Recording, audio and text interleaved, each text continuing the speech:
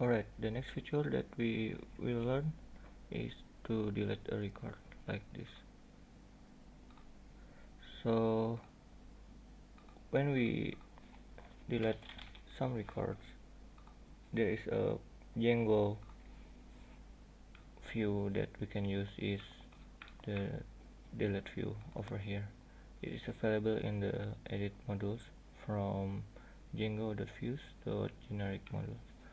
So in the delete view, you just need to define which model that you want to delete, and also you can define the success URL where it contains the page that you want to redirect after you successfully delete the model.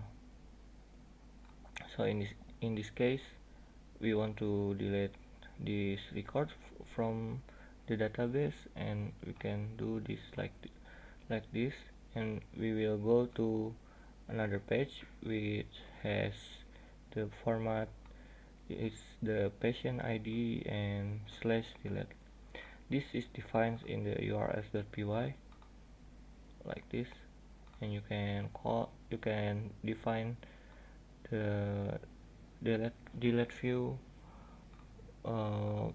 using this way, and you can put a name to the parts of this pattern, and to call it you can do it like this. So using URL and board semicolon with patient underscore delete, and you need to specify the primary key of the patient.